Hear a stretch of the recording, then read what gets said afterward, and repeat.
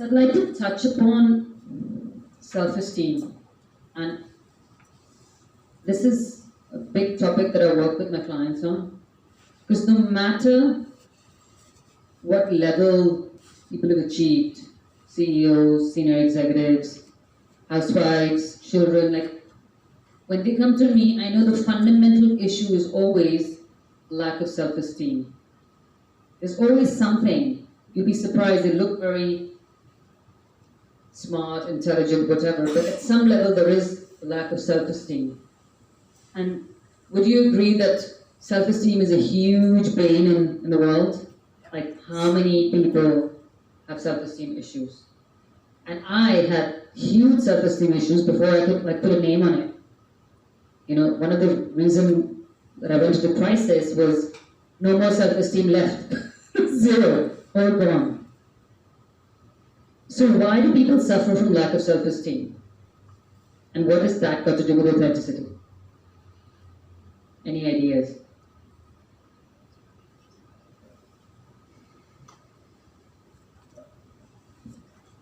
You have to fit into a certain, I don't know, how do you call it, box that your boss family has placed you in, and you feel you have to be in that, you have to fit there. Yeah.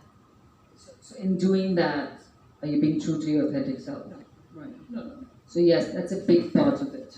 That's a big part of lack of self-esteem. So I see this. So every time we act in alignment with our authentic self, we add to our self-esteem. Every time we act, take an action or make a choice that is out of alignment with our authentic self, we erode our self-esteem. So this is the reason people lack self-esteem. Because A, they don't know who their authentic self is. They don't know what is that authentic self. So on a day-to-day basis, they're taking actions and doing things that are very contrary to their authentic self.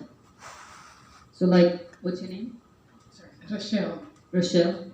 So like Rochelle shared, I come from a family where, for example, as an Indian woman, somehow it was like I was conditioned to believe that I was second place to men, right?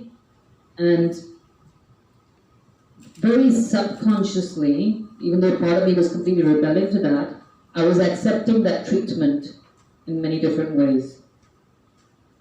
So in a family setting, I was accepting that. So every time I'm doing that, I'm trying to be respectful to my parents, I'm trying to be respectful to my society, I don't want to stir any whatever. So I'm actually acting out of alignment with my authentic self, which is all about freedom and equality. Those are my fundamental values. So every time I it hurt me so much when I was a child that was happening, but I couldn't do anything about it. Also because at the time I didn't have the tools. I didn't know that I stand for freedom and equality. So a lot of that has to be then worked out before you get to your authentic self.